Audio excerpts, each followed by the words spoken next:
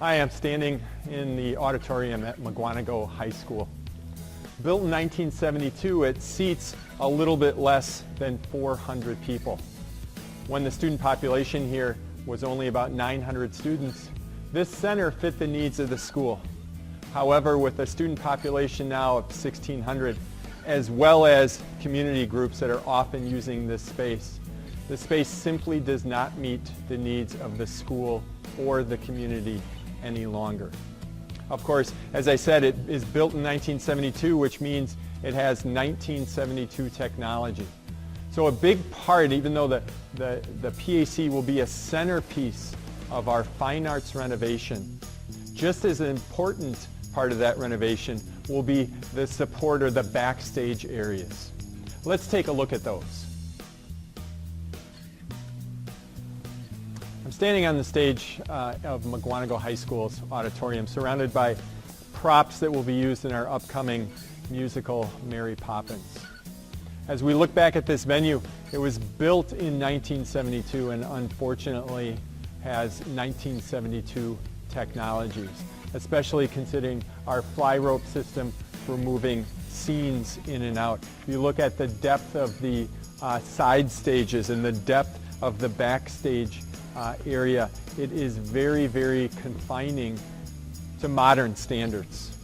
Even our front stage area, when we take the pit cover off the stage, it dramatically reduces our entire stage area.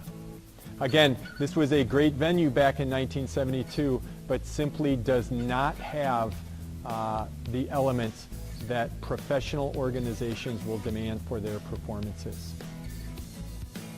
In addition to addressing performance-based needs of our students and community, the upcoming referendum would also address needs backstage. I am currently standing in what is now the scene shop.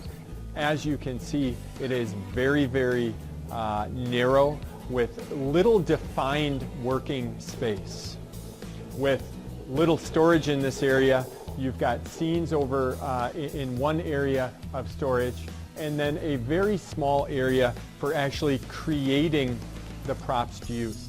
This area also doubles as a performer's dressing room at times, as well as transportation from one scene to the next or one part of a production to the next. I am standing in a hallway outside our scene shop at MHS. One of the glaring needs that the renovation project hoped to address is a lack of dressing rooms connected to our Performance Arts Center.